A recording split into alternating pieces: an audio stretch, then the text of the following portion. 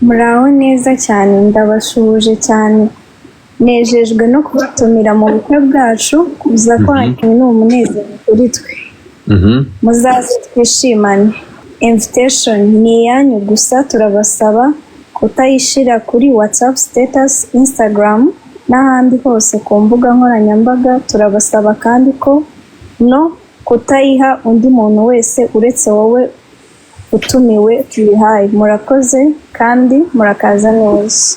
Nukuvuga ngo nta muntu n'umwe bro, uyu mutipe baravuga ngo umuntu imikasiro iramukurikira kweri.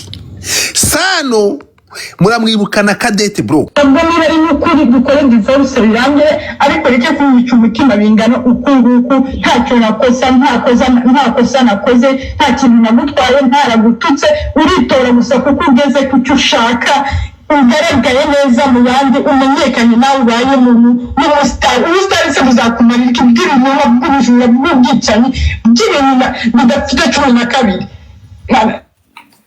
So Sano he's back. Nyuma y'ibyo ngibyo byose, the man is back. The Slim Jesus. uyu mujene buriya yafashe ntuza Kadete. Hari undi mubebi w'ikiba wa Rubavu ufite umurasana, afite umwana mukuru uruta n'uyu nguyu Irene. Bakimara gukora iyi invitation, bahise bakubita invitation hasi, dore bafite ubukwe. Icyamamare muri gospel icyamamare muri gospel buba icyamamare muri gospel. Nkuko mubizi ngiye ntajya mvuga ngo inkuru ngo byagenze ngo ende 3 nkibaza Sano bro, ari ngira inkuru ukuva umusatsi ukuvuyeho, muve kuba hanzi bacu n'utwasa mutwe. Abana i Kigali bararakaye. Sano we yaravuze ati njyewe nzabaho nkoresheje igitsina cyanjye setu. Sano we umunzenze we uzamutunga mwibanga rikomeye. Umujene umujama koza ubukwe,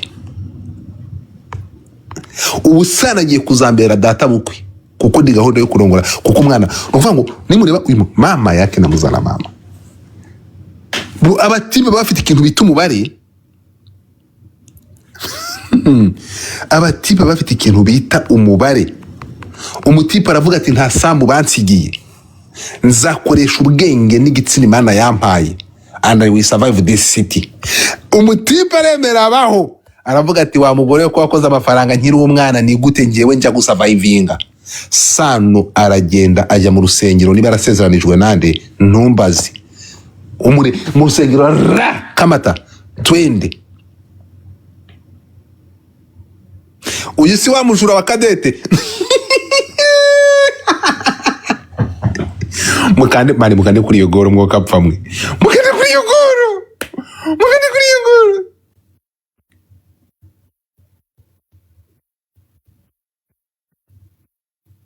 Tugende gatoya,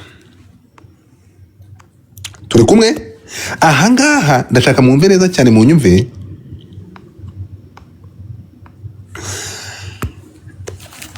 Tugendane gake, give me a second. Ikintu cyantunguye kurusha ibindi bro, ndebera umutipe ugiye gukora ubukwe cyamamare. Ongera unsomere ishusho igira hano hino gato, ngwino hano gato y'umukobwa. Soma numve. Muraho neza cyane, ndabasuhuje cyane, nejejwe no kubatumira mu bukwe bwacu, kuza kwanyu ni umunezero kuri twe. Muzaze twishimane. Iyi invitation ni iyanyu gusa, turasaba kutayishira kuri WhatsApp status, Instagram n'ahandi hose ku mbuga nkoranyambaga. Turasaba kandi no kutayiha undi muntu wese uretse wowe utumiwe tuyihaye. Murakoze kandi murakaza. Mvugira ngo murakoze kandi murakaza neza. None ndibaza Sano umwana w'umuhungu ari mu kazi kose.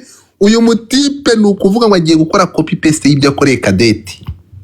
Yafashe Kadete, ku bantu mutibuka inkuru ya Kadete, kaze manze yisubiza inyuma gato. Uyu ni we Sano papa. urumva? Give me a second.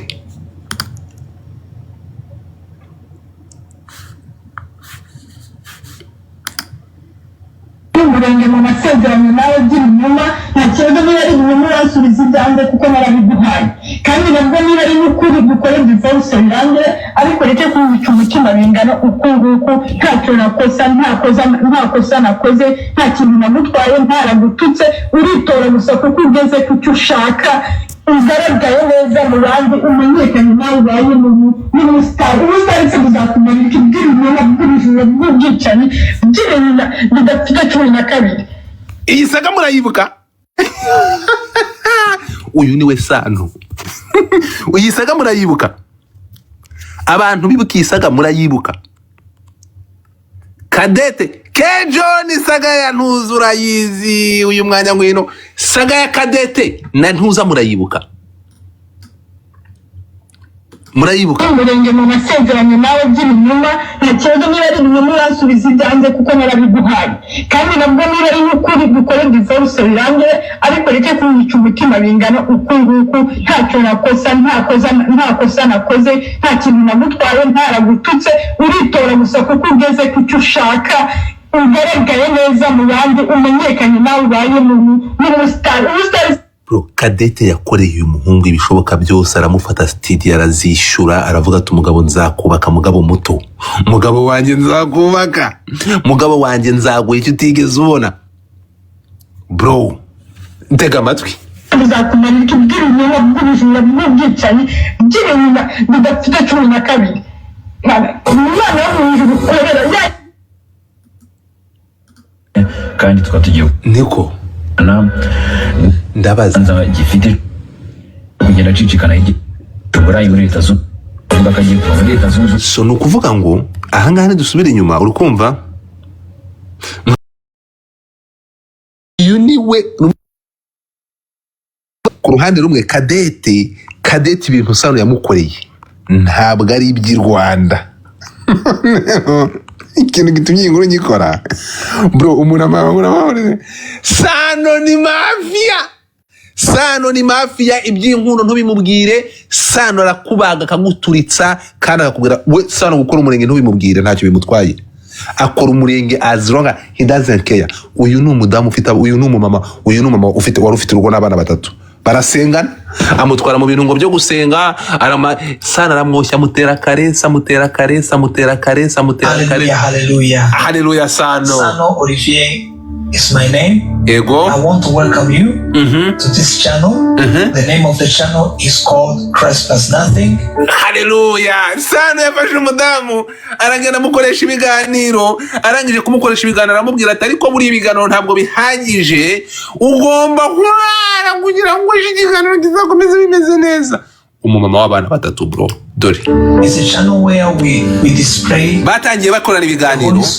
Uyu mudamu yarafite umugabo umwana n'abana bro, ibaze vraiment. Ariko ariko ibintu ntabwo bizabahira bro. Ubu turi kuvugana uwo batangiye ibyatangiye ari ibiganiro mu rusengero. Umudamu yasabye umugabo w'uruhusa, daddy I want to go to... nta mugore wanje uzakandagira mu rusengero, turi kumwe. Insengero bamubishyize iruhande, ibyo bintu by'insengero mubishyize iruhande. Urumva ikintu yakoze ni kimwe, bro. Sano yaramubwiye ati haleluya mutumishi wa Mungu, Imana irambwiye ngo uriya mugabo ntabwo ari uwawe, ninjye mugabo wawe. Haleluya mani. Umva ukuntu yabanje kumusengera nyuma y'ibi ngibi byose, nyuma yo gusenga gutya yahonotse yasenze bro. Dore briefing ari guhereza umuntu wese ugomba kumenya iby'ubukwe bw'uyu mudamu w'abandi yatse umugabo. Soma hano ndebera, dore hasi ngo Sano yongeye. Sano yubatse izina, dore muri comment ngo Sano arongeye tena, dore hasi ngo Sano arongeye. Mwese abantu muzi Sano mwandikemo ngo Sano akasa mutwe, mwese mwandike muri comment ngo Sano arongeye. Sano arongeye, yongeye kuva ku mushoramari umeze nka Kadete. Ngo Sano ni nka M23.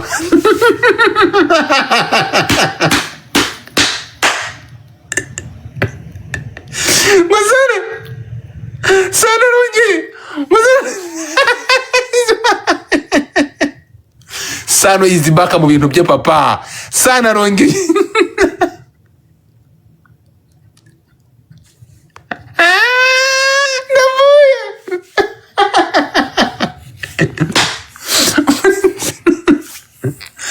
Uretse gato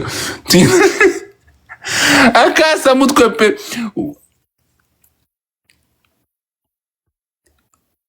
uretse Sano na uretse gato Sano na akasa mutwe pe gusa se arasubiriye uyu ni nka covid uretse gato gende gakeya nukuvuga ngo ikintu cyantangaje urumva bro ninde muntu uzi ubukwe bwa Sano uzi ko Cadette kubera Cadette urabona Cadette yarakasa mutwe nawe abantu bamuretse gushira muri quest ndabazamura mu kanya urukumva ni impamvu nazamuye uyu mukobwa ni ufite uburanga bw'imwese kubarushana ariko nibuze ufite uburanga buruta ubwo uyu nguyu nawe ushyire muri quest nkuzamure uyu mukobwa nawe ni mwiza uyu nguyu rano ejo mu following ni mwiza bamwita Ana urumva ni mwiza ariko nyine araho ngaho no mukene n'amafaranga afite niyo mpamvu nta mafaranga afite ntayo ngo yakamaze kuma nk'indarize nk'uyu nguyu mwana ufite uburanga nk'ubu ngubu yaba afite nk'amafaranga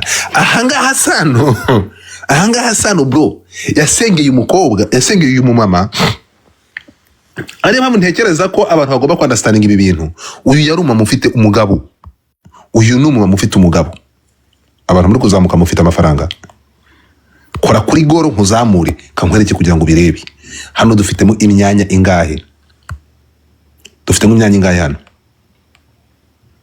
dufitemo imyanya ingahe 1 2 3 4 5 6 7 8 kora kuri goro uzuwicaremo niko bimeze so Sano babarira undebere umukozi w'Imana murebe hano twumvikane neza cyane umukozi w'Imana please umuhanzi w'icyamamare bro arashaka gukora ubukwe nk'ubwo muri covid iyi invitation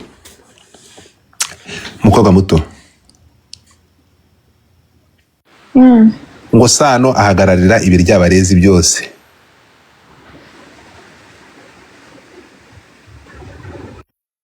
yego ko invitation ira ahangaha uwo mugore nawe ni umusazi soma so ongera usome hano ongera usome muraho neza cyane ndabashuje cyane nejejwe no kubatumira mu bukwe bwacu kuza kwanyu ni umunezero kuri twe muzaze twishimane iyi invitation ni iyanyu gusa turabasaba kutayishira kuri WhatsApp status Instagram n'ahandi hose ku mbuga nkoranyambaga turabasaba kandi kutayiha umuntu wese uretse wowe utumiwe tuyihaye murakoze murakaza neza bro umuhanzi icyamamare impamvu yateye Sano gukora ibi bintu ntabwo ari uko Sano gukora ubukwe ari iyindi mpamvu bro yatwaye umugore w'abandi yafashe uyu mwana uyu mubyeyi urumva aramufata ndebera uyu ni umudamu ufite abana 3 papa umugabo asize ari gucumba umwotsi Sano we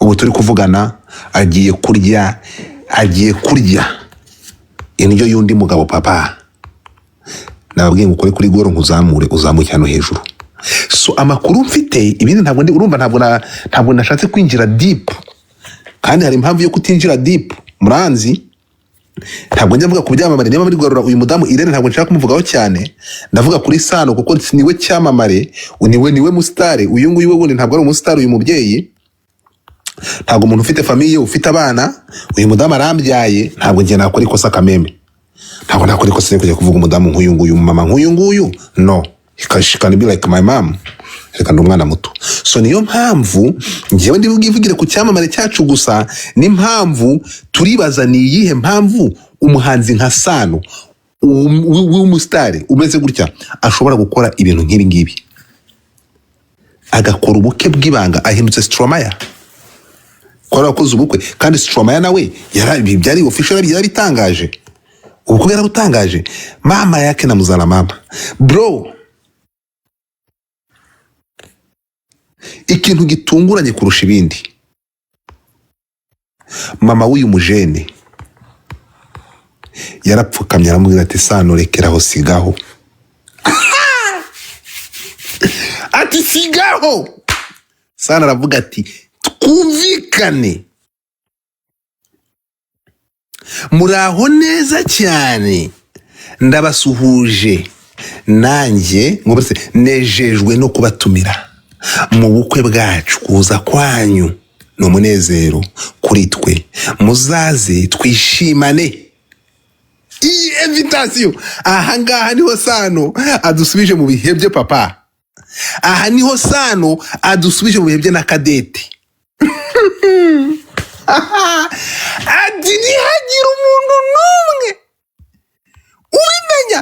Noneho njyewe nuko naze kuvuga rumors cyangwa the information comes from people cyangwa mu bantu bavuye iruhande.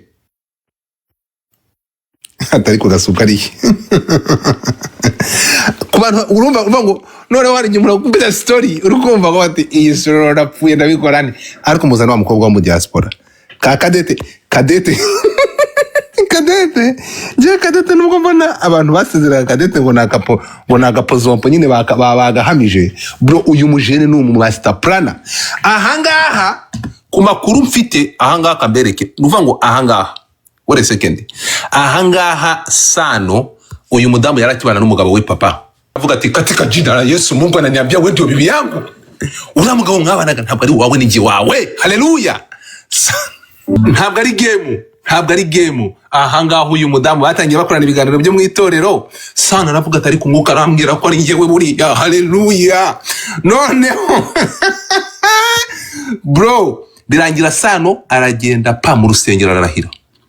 Urukumva, ariko uyu mudamu yabanje gukora divorce.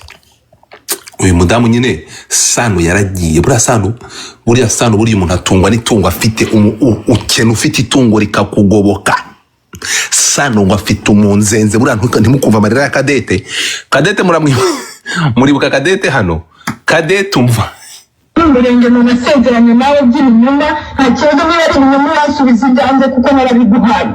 Kandi Cadette yafashe amafaranga akora investment muri Sano, ifaranga rimushiramo. Sano aragenda mu muhanzi w'icyamamare.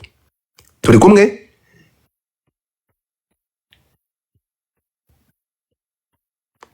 Urumva, Cadette aragenda, uyu nguyu aba umuhanzi w'icyamamare. Birangiye nyuma y'ahangaha Sano ikintu yakoze yaragiye ararucararumira. Cadette arabwanuka ararira koko. Umva, ubwo niba ari n'ukuri dukore divorce birange, ariko reke kunyica umutima bingana uku nguku. Ntacyo nakosa, nta kosa nakoze, nta kintu nagutwaye, ntaragututse. Uritora gusa kuko ugeze ku cyo ushaka, ugaragaye neza mu bandi, umenyekanye nawe ubaye umusitari. Se buzakumarira iki bw'ibinyoma bw'ubujura bw'ubwicanyi bw'ibintu bidafite 12. So Sano he's back.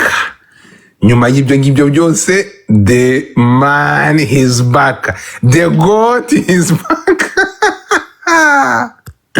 Sano agarutse mwenyewe n'umugore w'abana batarongera rongo yundi. Uyu nguyu na mu minsi mike yaramuti bishanga.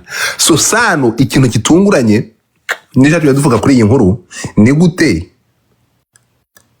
ngo ya made in Rwanda.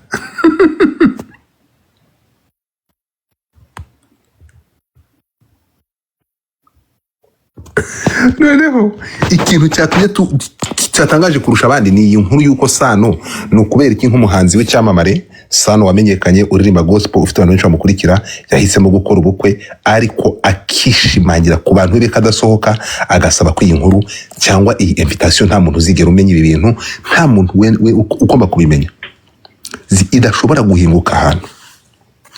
Ariko rero baravuga ngo inshuti ni Yesu. Niyo mpamvu muri mwese nta nshuti mfite, nta inshuti nzigera ngira. Impamvu nta yindi, I do not trust you bro. Ni ukuvuga ngo Sano amakuru mfite yarobanuye inshuti ze magara z'akadasohoka. Niko rero muri izi nshuti imwe yayibeshyeho. Imwe yibeshyeho, urukumva, imwe yibeshyeho iragenda imuti byapa, ibintu byose abishyira hanze. Ati Mr. Player, ariko Sano muramuzi. Hano bari kumubaga. Sano muramuzi papa. So rero mu yandi magambo ati inshuti ni Yesu. Trust nobody. I said trust nobody. Ukuri kw'Imana. Ntukagira umuntu numwe wizera papa. Ntuzagira umuntu n'uyu numwe wizera. Ukuri kw'Imana inshuti ni Yesu. Nguwo Sano wanyu. Nguyu Sano muramubonye. Hano warenzaho iki? Ndashaka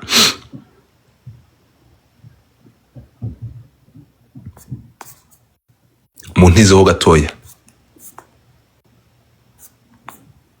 Muntizeho gatoya. Ndaje tugiye kwinjira mu nkuru nyamukuru. Where is it?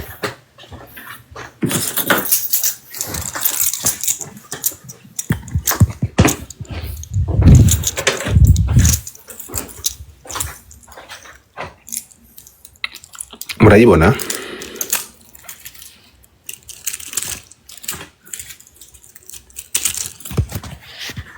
Give me a second.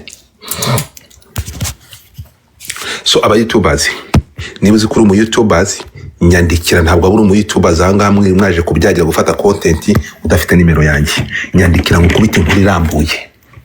Nyandikira ngukubita inkuru irambuye. So ndatekereza ndengenza ahangaha naba ngiye kugira ate kwisubiramo nonaha. Kandi inkuru nshaka kuyivuga mu buryo burambuye.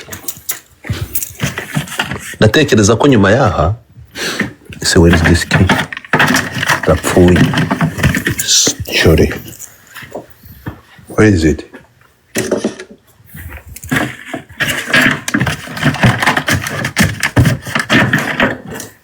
Muntizeho gatoya rapfuye. So ariko abantu mukunda gutera agatebe, abantu barakubise baraje. Muretse gato. YouTubers, reka mbasabe ubundi iyi ngiyi tuyigire nk'umutwe w'amagambo.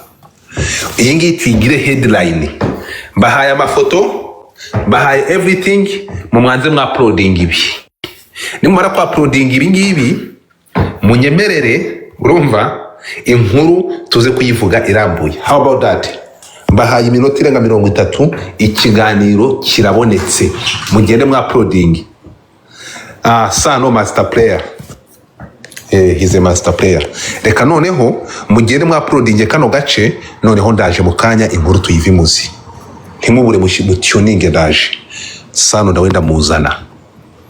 Sano ndamuzana. Mwa hagira umuntu mfasha ampe nimero ya Cadette. Hagira umuntu mfasha ampe nimero ya Cadette niba ari umuntu yifite. Noneho ndashaka kumva Cadette icyo abivugaho.